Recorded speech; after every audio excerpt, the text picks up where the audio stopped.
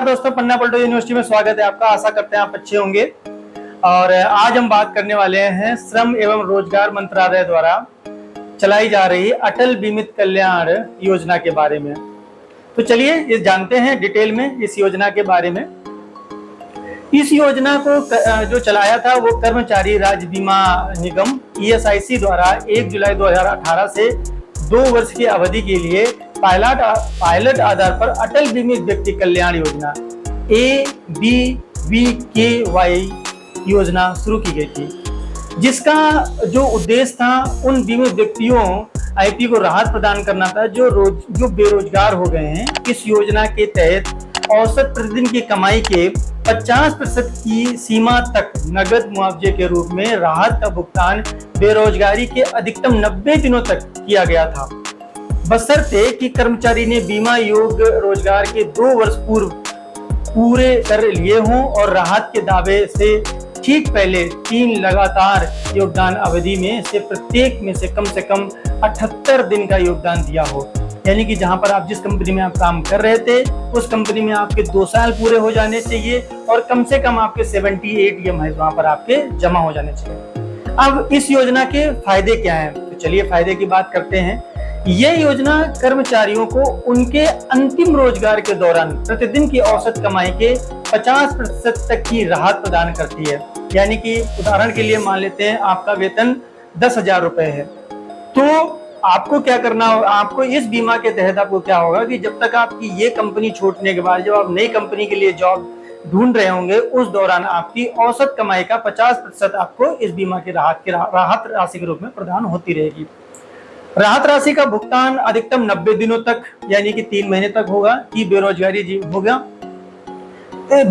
जीवन में एक बार तक किया जाएगा, बशर्ते कि कर्मचारी ने बीमा योग्य रोजगार के 2 वर्ष पूरे कर लिए हों और लगातार 3 योगदान अवधि में से प्रत्येक में से कम 78 दिन का योगदान दिया हो। बीमित व्यक्ति उस अवधि के लिए अधिनियम के अंतर्गत प्रदत्त चिकित्सा लाभों के लिए पात्र होगा जब तक वह राहत प्राप्त कर रहा है।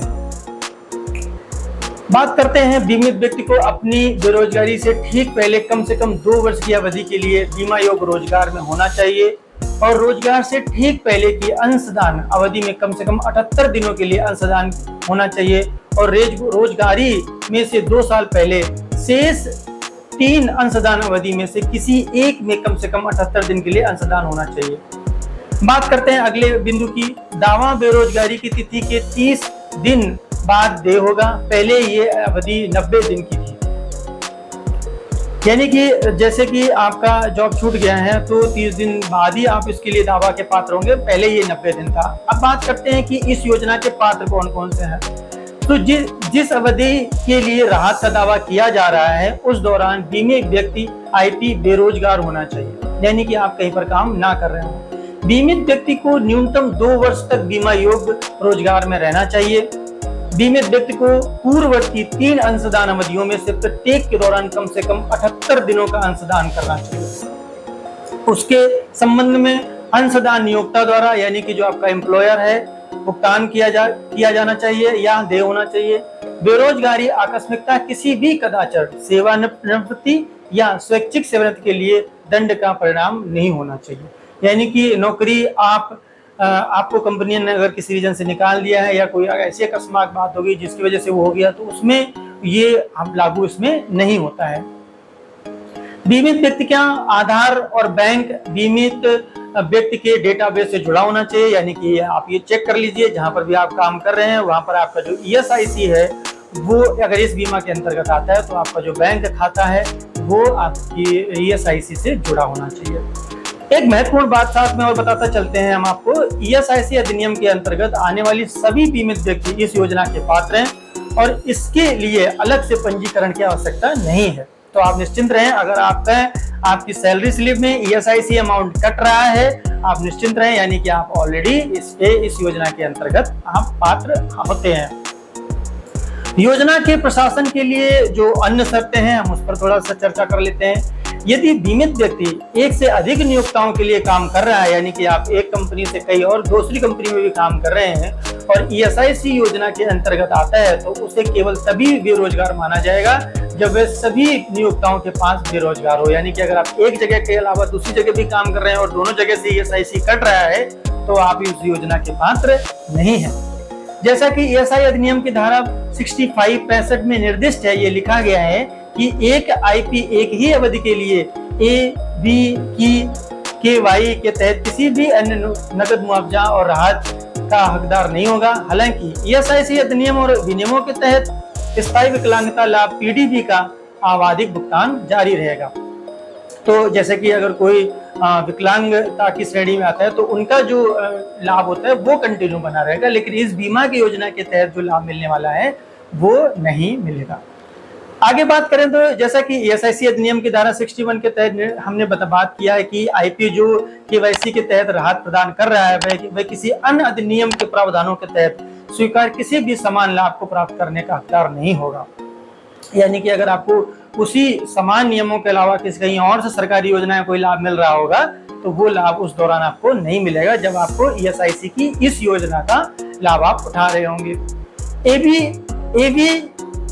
एबीवीकेवाई के तहत योग्यता राहत की जो समाप्ति है वो मान के चलिए कि तालाबंदी के दौरान समक्ष प्राधिकारी द्वारा अवैध घोषित कर्मचारियों द्वारा की गई हड़ताल, स्वैच्छिक रोजगार परित्याग, स्वैच्छिक सेवानिवृत्ति, समय पूर्ति नियमित सेवानिवृत्ति, 2 वर्ष से कम अंशदायी सेवानिवृत्ति की आयु प्राप्त करने पर ईएसआईसी केंद्रीय नियम 62 के अंतर्गत ईएसआईसी अधिनियम की धारा 84 के प्रावधानों के तहत दोषी ठहराया गया, अर्थात झूठे बयान के लिए दंडित किया गया होगा, तो आप इस नियम के पात्र नहीं होते हैं, इस योजना के पात्र नहीं हो पाएंगे।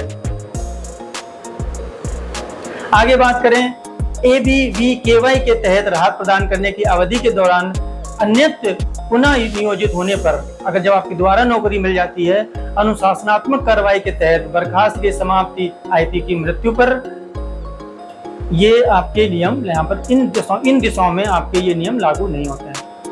चलिए अब बात कर लेते हैं आवेदन प्रक्रिया की कि इस योजना का आप लाभ कैसे उठाएंगे।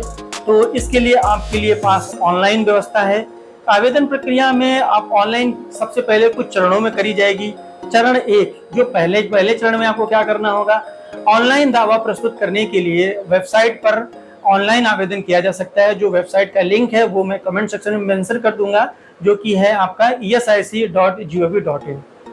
अगले चरण की बात करें तो आधिकारिक वेबसाइट के होम पेज पर सेवाएं में जाएंगे, सर्विसेज में जाएंगे, वहां कर्मचारी में जाएंगे, वहां पर आईपी पोर्टल बीमित व्यक्ति का चयन करेंगे और उसमें आप साइन अप करेंगे। अगले चरण में आप क्या करेंगे, नए उपयोगकर्ताओं के लिए साइन अप करें। अगर आप नए हैं तो आप अपना अकाउंट बना लें, में बीमा संख्या, जन्म तिथि और मोबाइल नंबर भरना आवश्यक है। उसके बाद उपयोगकर्ता नाम और पासवर्ड प्राप्त करेंगे। अगले चरण में अब आवेदक लॉग इन करवाएं। वह अपने प्रमाण पत्रों के माध्यम से योजना का चयन कर सकता है तथा लाभ प्राप्त करने के लिए योजना का चयन कर सकता है। अगले चरण में चरण नंबर 5 में फॉर्म में बैंक विवरण आदि सहित सभी अनिवार्य विवरण भरें।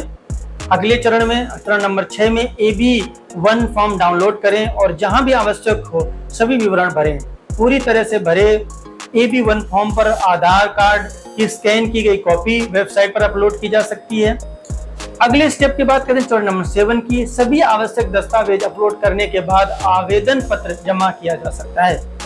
चरण नंबर 8, अब आवेदक ऊपर प्रस्तुत दावे और सिस्टम द्वारा उत्पन्न नियोक्ता को पत्र का प्रिंट आउट लेगा और नियोक्ता द्वारा आवश्यक अग्रप्रेषण के साथ एक हलफनामे में विधिवत हस्ताक्षरित दावे को अपने नामित ईएसआईसी शाखा कार्यालय में प्रस्तुत करेगा। यानी कि ऑनलाइन आप फॉर्म भरेंगे, उसका प्रिंट आउट निकालेंगे, उसको अपने एम्प्लॉयर के पास जहां काम कर रहे हैं वहां लेके जाएंगे, तो वहां पर एक हलफनामा बनेगा, वहां पर आप हलफनामा के साथ लेके जाएंगे, वहां अपने एम्प्लॉयर से साइन करवाएंगे। फिर आपका जो नजदीकी आपका ईएसआईसी कार्यालय होगा वहां पर आप इसको जाकर जमा करेंगे। अगला चरण नंबर 9 है, दावा प्राप्त होने पर आवेदक आईपी द्वारा उल्लिखित विवरण शाखा प्रबंधक को देख रेख में शाखा कार्यालय में कर्मचारियों द्वारा सिस्टम में जांचे जाएंगे। सिस्टम आईपी द्वारा प्रदान किए गए विवरण के साथ साथ सिस्टम में उपलब्ध अंशदान और अन्य विवरणों के आधार पर योजना के तहत राहत के लिए दावेदार की पात्रता और दावेदार को मिलने वाली राशि की गणना करेगा। राहत का भुगतान आईपी के बैंक खाते में डायरेक्ट मिल जाएगा आपको। अब बात करते हैं भुगतान के प्रकार कौन कौन से हैं। इस योजना के अंतर्गत राहत की राशि शाखा कार्यालय द्वारा बीमित व्यक्तियों के बैंक खाते में इलेक्ट्रॉनिक रूप से सीधे स्थानांतरण की जाती है, यानी कि आपका जो IFSC कोड के माध्यम से जो आपका NEFT होगा उस माध्यम से आपके अकाउंट में आ जाएगी। बीमित व्यक्ति की मृत्यु की स्थिति में ABKYP के तहत राहत की राशि का भुगतान उसके आपका जो नॉमिनी होगा, जो उस कार्यालय में प्रस्तुत होगा, उस नॉमिनी को ये पैसा मैनुअली आप उसको मिल जाएगा। तो यानी कि अगर आपने जो अपने अकाउंट में नॉमिनी बना रखा है उस नॉमिनी को वो पैसा दे दिया जाता है। इस राहत का दावा करने के लिए ESIC डेटाबेस में दावेदार का बैंक खाते विवरण एवं पूर्ण शर्त है, लेकिन यदि दावेदार के बैंक खाते के विवरण ESIC डेटाबेस में उपलब्ध नहीं है या IP ने अपना बैंक खाता बदल दिया है, IP का मतलब हो गया जो जिसका इंश्योरेंस हो रखा है, तो उसे शाखा प्रबंधक द्वारा रद्द किए गए कर दिया जाएगा और चेक आपको दे दी जाएगी। चेक के माध्यम से आप अपने खाते में पासबुक की प्रमाणित प्रति लगा करके उस पैसे को आप अपने पास ले सकता है। चलिए हम बात कर लेते हैं इसमें आवश्यक दस्तावेज कौन कौन से लगेंगे। इसमें आपको आधार कार्ड लगेगा, इसमें आपका बैंक पासबुक लगेगा जो, और आपका कैंसिल चेक भी दे सकते हो और आप खाता संख्या दे सकते हैं देंगे। इसमें आपका बीमित व्यक्ति का बीमा का विवरण लगेगा और पते का प्रमाण पत्र लगेगा, यानी कि एड्रेस प्रूफ लगेगा, और आप जिस एम्प्लॉयर के लिए काम कर रहे हैं उस एम्प्लॉयर की नियोक्ता विवरण लगेगा, एक हलफनामा लगेगा और पिछले 2 वर्षों की वेतन पर्ची यानी कि सैलरी स्लिप भी लगेगी। अगला डॉक्यूमेंट है आपका आवेदन की उपस्थिति पत्र तक भी लगेगी, और यदि आवश्यक हो तो और कोई अन्य प्रशासनिक दस्तावेज होगा वो भी आपका लगेगा। तो दोस्तों ये थी इस योजना की पूरी जानकारी। आशा करता हूँ आपको जानकारी अच्छी लगी। इस योजना में अगर आप आवेदन करना चाहते हैं तो इसका लिंक हमने डिस्क्रिप्शन बॉक्स में दे दिया है, उस लिंक के माध्यम से आप उसमें आवेदन करें। और कोई अगर आपको जानकारी इस योजना से जुड़ी हुई चाहिए तो हमारा नंबर आप स्क्रीन पर देख रहे हैं, उस नंबर के माध्यम से आप हमसे व्हाट्सएप पर संपर्क कर सकते हैं और हम आपकी हर संभव सहायता करने की पूरी प्रयास करेंगे। मिलते हैं अगले वीडियो में सरकारी योजना नई सरकारी योजना के साथ। तब तक अपना ख्याल रखिए। चैनल पर आगे वीडियो को देखने के लिए थैंक यू। और हाँ, चैनल को लाइक कर लीजिए, वीडियो को लाइक कर दीजिए, चैनल को सब्सक्राइब कर लीजिए और दोस्तों के साथ ज्यादा से ज्यादा शेयर कीजिए, क्योंकि आपके इस योजना में जुड़ने के लिए आपके कई दोस्तों को मदद मिल सकती है जो ESIC का लाभ उठा रहे होंगे, वो इस बीमा का भी लाभ उठा सकते हैं। नमस्कार, मिलते हैं अगले वीडियो में। तब तक अपना ख्याल रखिए।